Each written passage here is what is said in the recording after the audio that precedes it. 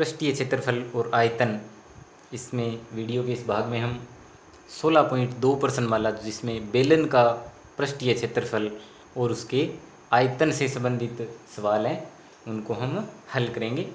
तो सर्वप्रथम हम देखेंगे बेलन। तो बेलन के लिए कई बार आपको लंबवर्तीय बेलन भी लिखा हुआ शब्द मिलता है। तो बेलन का कंसेप्ट अगर आप समझना चाहते हो तो बेलन को हम मान सकते हैं जैसे एक ड्रम, जो तेल डालने वाला बड़ा ड्रम होता है वो बेलन की आकृति है।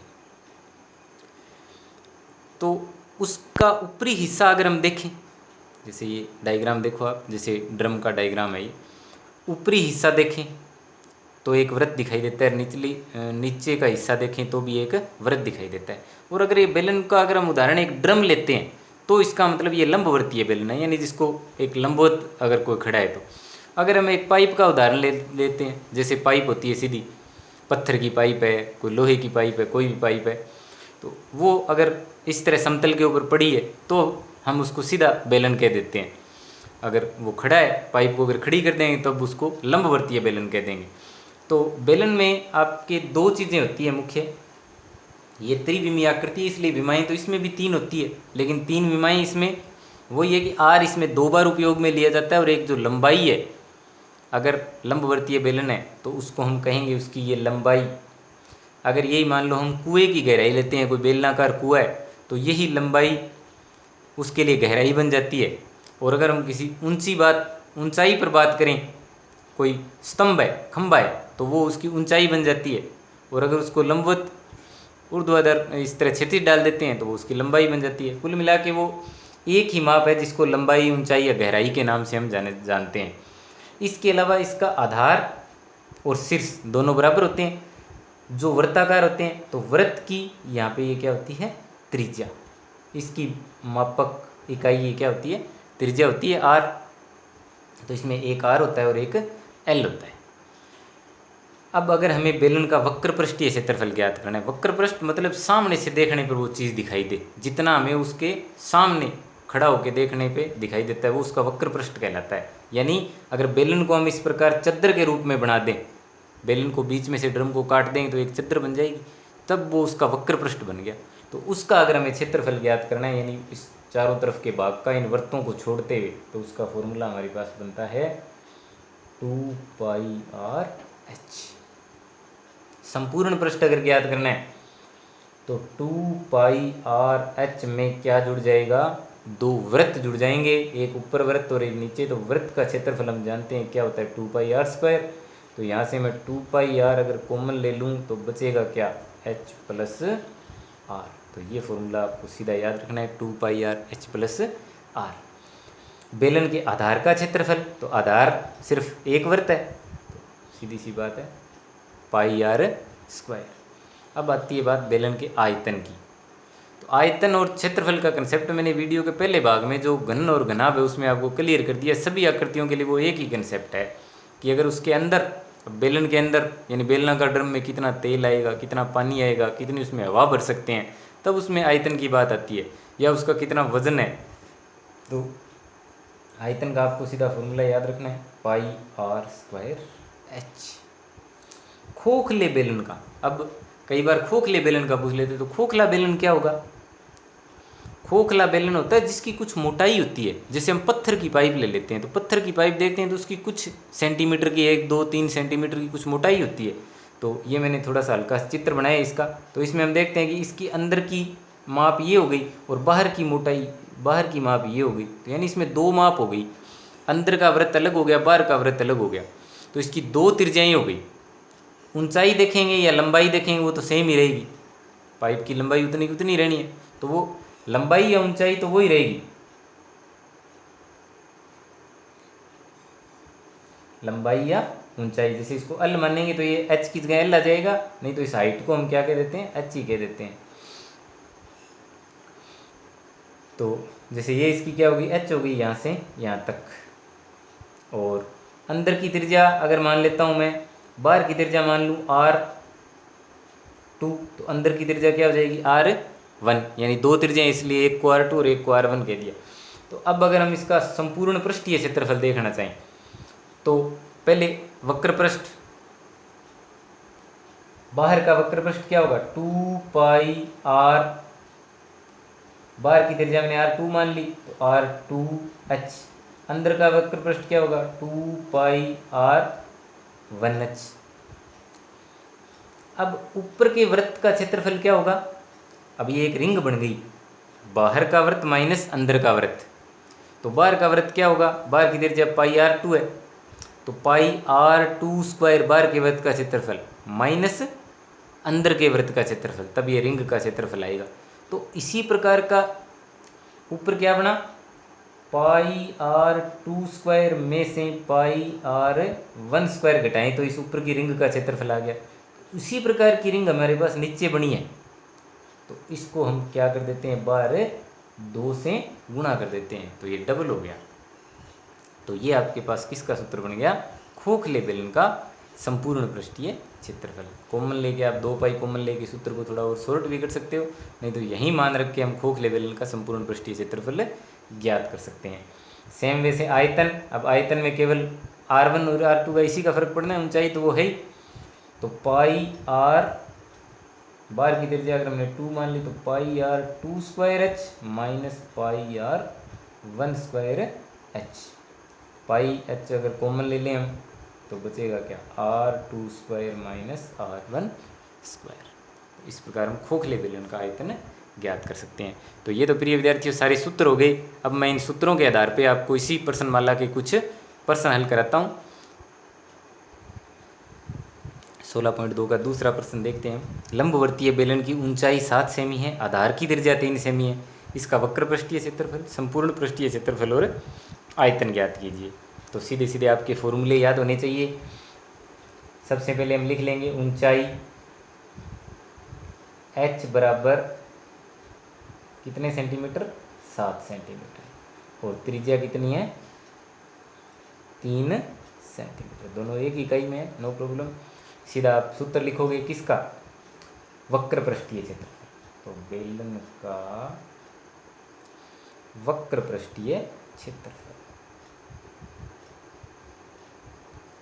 क्या फॉर्मूला होता है 2πrh। पाई जब तक हमें नहीं दिया तो पाई का मान हमें क्या ज्ञात यूज़ करना है 22/7। कई बार 3.14 दिया होता है तो वो यूज़ कर देते हैं। 3h का मान कितना है 7, 7 से 7 कैंसिल, 2 गुणा 3 6, 22 × 132 वर्ग सेंटीमीटर। सेम वैसे दूसरी राशि इसमें क्या ज्ञात करनी है, संपूर्ण पृष्ठीय क्षेत्रफल, तो संपूर्ण पृष्ठीय क्षेत्रफल 2πrh + r, मान रखोगे 2 गुणा में 22/7, r का मान कितना है 3, h + r यानी 7 + 3, तो 2 एज इट इज 22/7 3, पहले इसको ब्रैकेट खोल करेंगे 7 और 3 10। कोई राशि कट रही है तो ठीक है, नहीं तो सीधा गुणा कर देते हैं।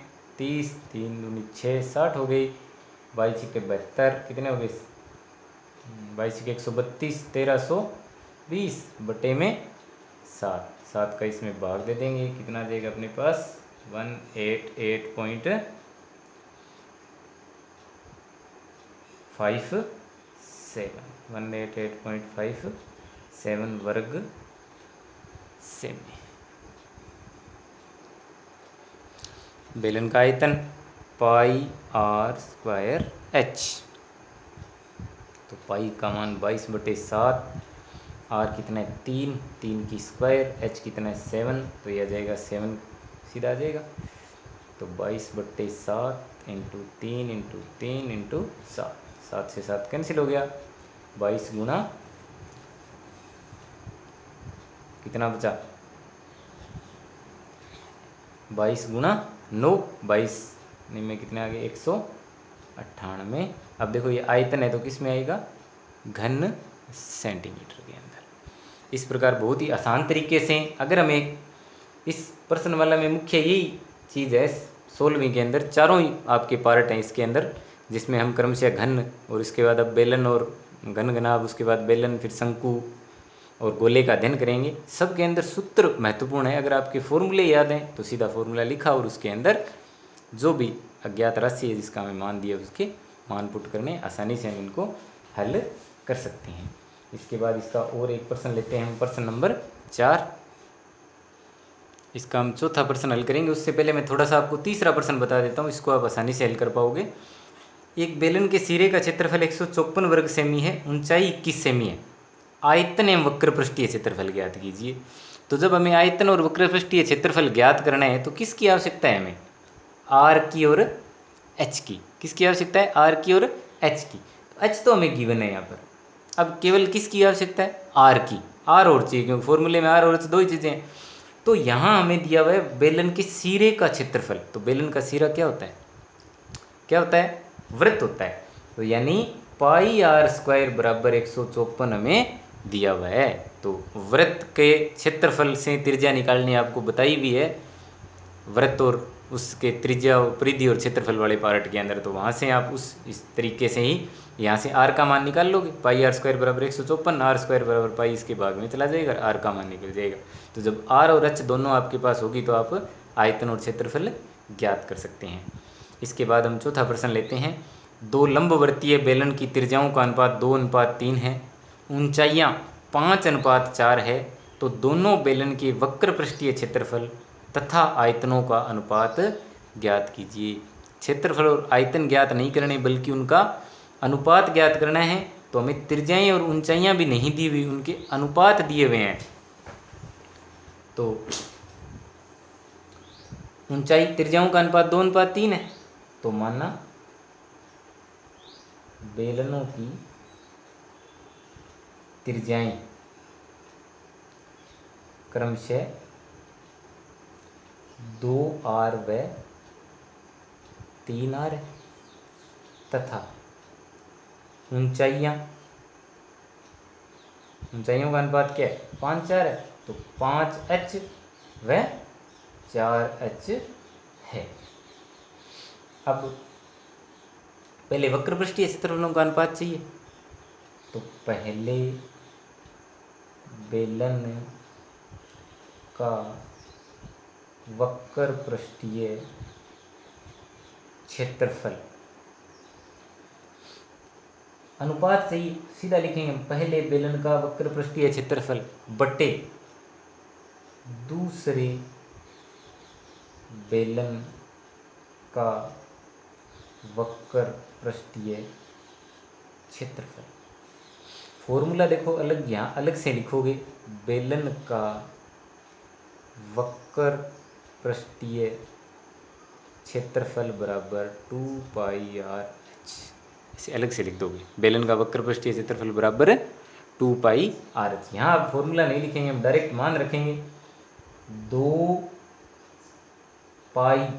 गुणा पाई, सीधा 2πr। आर की जगह पहले बेलन के लिए क्या आ गया? 2r, और h की जगह पहले बेलन के लिए क्या आ गया?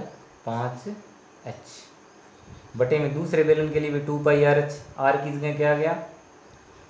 3r, और h की जगह क्या आ गया? 4h। ब्रैकेट लगाया मैंने, यानी कि गुणा में यही है। तो 2π से 2π कैंसिल, r से r, h से h, 2 एकम 2, 2 दूनी 4। कुल मिला के ऊपर हमारे पास क्या बचा? 5, और नीचे क्या बचा? 3 दूनी 6, तो 5/6, अर्थात वक्र पृष्ठीय क्षेत्रफलों का अनुपात क्या आया? क्षेत्रफलों का अनुपात बराबर 5:6। इसी प्रकार बेलन के आयतनों का अनुपात ज्ञात करना है। तो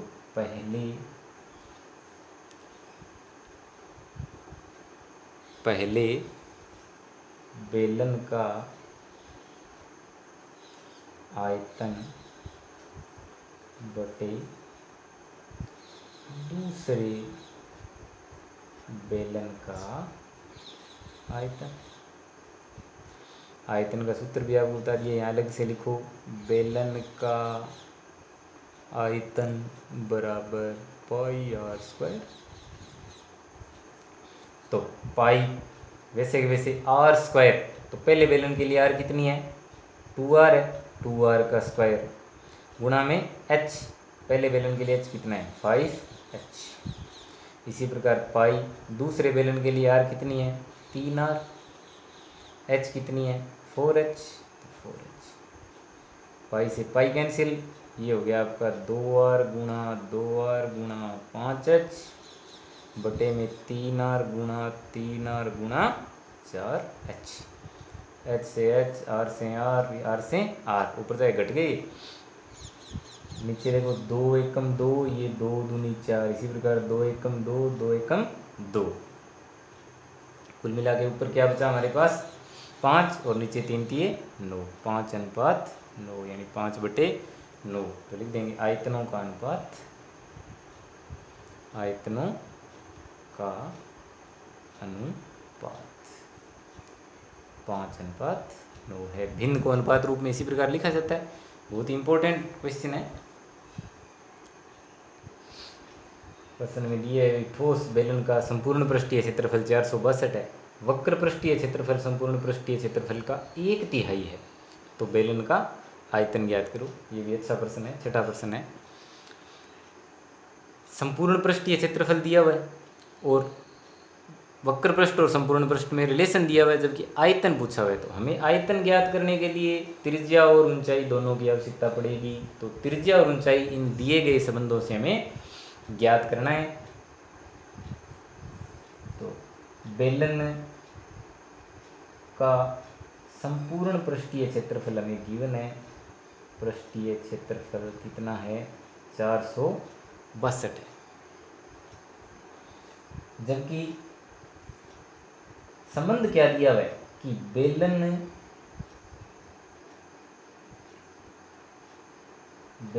का वक्र पृष्ठीय क्षेत्रफल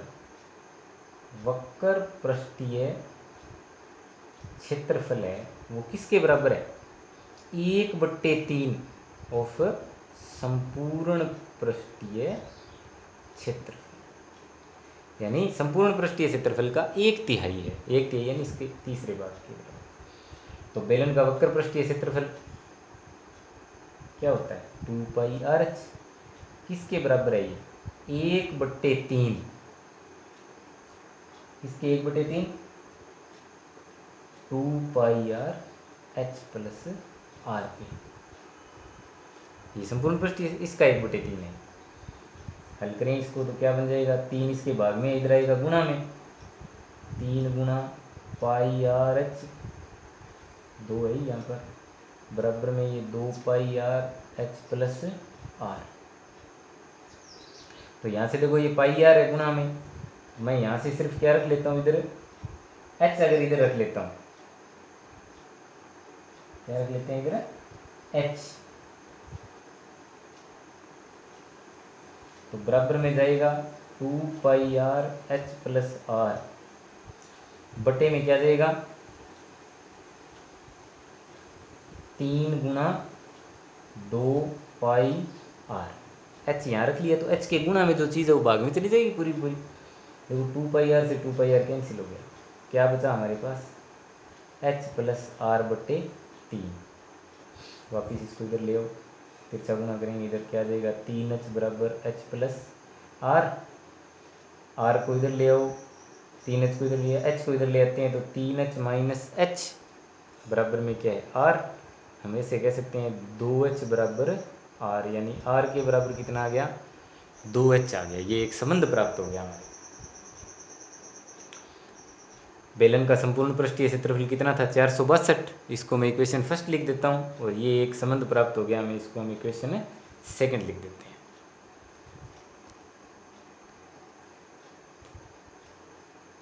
समीकरण 1 से हम देखें तो समीकरण 1 से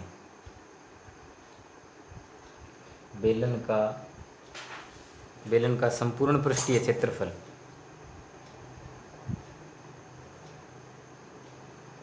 वो किसके बराबर है 462, यानी कि 2πrh प्लस r है वो किसके बराबर है 462 के बराबर है। अब यहाँ r और h में हमने इनमें संबंध स्थापित कर लिया, तो इसमें r का मान रख देते हैं यहाँ पर, तो क्या बन जाएगा 2πr जहाँ पे आर है, आर की जगह क्या रख देते हैं 2h, आर की जगह मैं रख देता हूँ 2h, h प्लस 2h बराबर 462। तो ये बन गया 2 दूनी 4 पाई h, और ये 2h और h कितने हो गए 3h बराबर में 462। देखो इसको अंदर गुना कर लो तो ये क्या बन जाएगा 3 चौके 12 पाई h स्क्वायर बराबर 462। हमें h स्क्वायर यहाँ से हम निकाल सकते हैं, तो h स्क्वायर बराबर आ जाएगा 462 बटे 12 पाई। तो 462 बटे 12 पाई का मान रखेंगे 22 बटे 7, तो कुल मिला के बन जाएगा 462 बटे 12 गुणा 22 बटे के बटा में संख्या वो कहाँ चली जाएगी ऊपर चली जाएगी। यहाँ से इसको काट लेंगे, 11 से काट लो पहले, 11 दूनी 22, ये देखो 11 चौके 44 और बचे कितने 2, 11 दूनी 22, फिर 2 से काटेंगे 1 आ गया, ये कितना आ गया 21 आ गया। 3 के पहाड़े से काट सकते हो, 3 चौके 12, 3 सत्ते 21, कुल मिला के 49 बटे 4 आ गया h स्क्वायर का मान। h स्क्वायर बराबर 49 बटे 4 है, तो h बराबर क्या जाएगा 7 बटे 2, यानी वर्गमूल कर दिया हमने h स्क्वायर का h और 49 बटे 4 का क्या हो गया 7 बटे 2, या इसको लिख सकते हैं 3.5 सेंटीमीटर। किसका मान h का मान। हमारे पास रिलेशन क्या था r बराबर 2h, यानी कि r बराबर 2 गुणा 3.5 कितना आ गया 7 सेंटीमीटर। तो कुल मिला के हमने r और h दोनों निकाल ली। तो जैसे ही हमारे पास r और h आ गई, ज्ञात क्या करना है बेलन का आयतन, बेलन का आयतन क्या होता है पाई r स्क्वायर h, r का मान कितना है 7, तो 7 का स्क्वायर इंटू h कितना है 3.5, 22 बटे 7 इंटू 7 इंटू 7 इंटू 3.5, 7 से 7 कैंसिल हो गया, मल्टीप्लाई करोगे 539 घन से।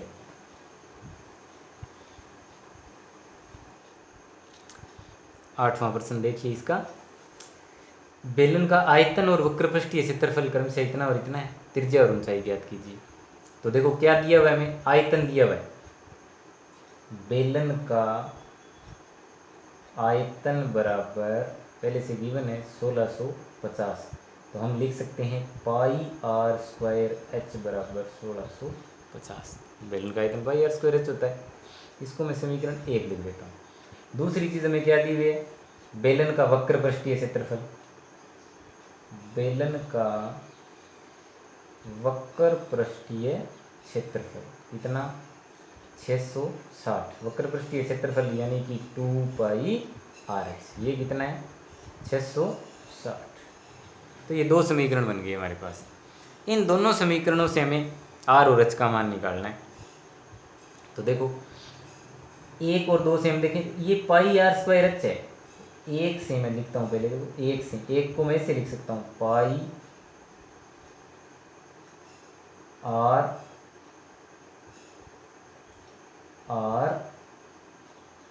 h बराबर कितना है 1650। r दो बार है, पाई गुणा r गुणा h, यही तो बराबर इतना है। इस दूसरी समीकरण से क्या लिख सकते हैं हम 2 से पाई r h का मान निकाल सकते हैं। पाई r h बराबर 660 डिवाइड में आ गया 2, 2 भाग में आ गया 330, इसको लिख देते हैं हम समीकरण 4 और इसको लिख देते हैं समीकरण 3। यानी इस 2 से हमने क्या किया पाई r h का मान निकाल लिया, 330 आ गया। अब ये 3 में रख देते हैं, यानी 4 का प्रयोग किस में करेंगे 3 में करने पर r रह जाएगा, और पाई r h की जगह क्या लिख देंगे 330, और बराबर में कितना है 1650। तो क्या जाएगा r बराबर 1650 बट्टे 330, 0 से 0 कट गया, 33 से काटोगे 33 5 165, आर का मान 5 आ गया। अब 2 से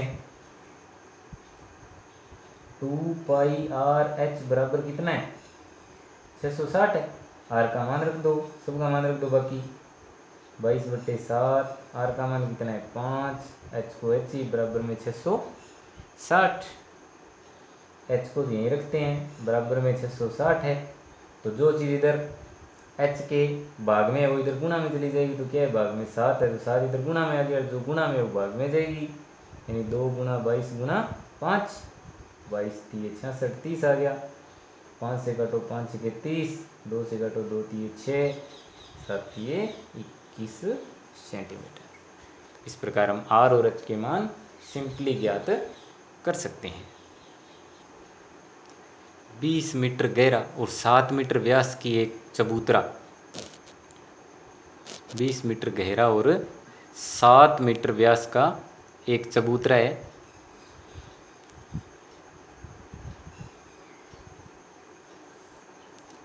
इससे निकाली गई मिट्टी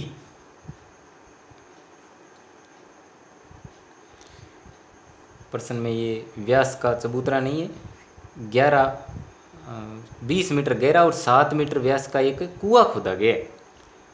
इससे निकाली गई मिट्टी से 22 मीटर और गुणा 14 मीटर माप का चबूतरा बनाया गया, यानी कुआं खोद के चबूतरा बनाया गया।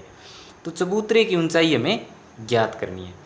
तो सर्वप्रथम हमें देखना है भी इसमें ये आकृतियाँ कौन सी बन गई, 20 मीटर गहरा और 7 मीटर व्यास का, यानी एक इसमें गहराई दी हुई और एक इसमें व्यास दिया हुआ है। इसका मतलब व्यास या त्रिज्या तो ये बेलनाकार आकृति होगी, और इससे चबूतरा बनाया गया जिसकी 2 माप दे रखी है हमें, 22 गुणा 14 यानी लंबाई गुणा चौड़ाई, और उसकी ऊंचाई हमें ज्ञात करनी है, यानी घनाभ बनाया गया है। बेलन से क्या बनाया गया है, घनाभ बनाया गया है। तो कुल मिला के आपको सीधी सी ध्यान में रखने वाली बात है भी बेलन की हमें 2 माप दे रखी है, ऊंचाई 20, त्रिज्या 7, व्यास दिया है तो 7/2 3.5 हो गई, और घनाभाकार चबूतरे की लंबाई 22 और चौड़ाई 14। तो करना क्या है हमें, इसमें क्या होगा, जो मिट्टी है निकालेगी उसका आयतन बराबर होगा दोनों का, यानी घनाभाकार चबूतरे का आयतन किसके बराबर होगा, बेलनाकार कुएं के आयतन के बराबर, कुएं का आयतन, क्योंकि उसी मिट्टी को निकाल के बाहर बिछाया गया। तो घनाभाकार चबूतरे का आयतन क्या होगा, लंबाई गुणा चौड़ाई गुणा ऊंचाई, और बेलनाकार कुएं का आयतन क्या होगा, pi r square h, value put कर देंगे सबकी, 22 गुणा 14 ये दिया हुआ है हमें, ऊंचाई हमें ज्ञात करनी है, इसको एच लिख लेंगे, पाई का मान 22/7, आर का मान कितना है 3.5, तो 3.5 का स्क्वायर, और एच का मान कितना है 20, क्या जाएगा 20। एक बार लिख देंगे इसको, 14 गुणा एच बराबर ये 22/7, 3.5 कितनी बार आ जाएगा 2 बार, और गुणा में 20, इसको इसे काट दो 0.5 आ जाएगा। तो h का मान निकालना है हमें, h बराबर 22 गुणा 0.5 गुणा 3.5 गुणा 20, जो चीज़ h के गुणा में वो यहाँ कहाँ पे आ जाएगी, भाग में आ जाएगी। 22 से 22 कैंसिल हो गया, 7 दूनी 14, 7 से इसको काटो 7 पंजे 35, 2 से काट लो इसको कितना आ जाएगा 10, और ये 5 पंजे 25, 0.25 आ गया, 10 से गुणा करोगे तो 2.5 मीटर। तो जो चबूतरा है उसकी ऊंचाई कितनी आ जाएगी 2.5 मीटर। महत्वपूर्ण प्रश्न है क्योंकि इसमें 2 चीज़ों के बारे में हमें अध्ययन हो गया, एक तो घनाभ के आयतन के बारे में और एक बेलन के आयतन के बारे में।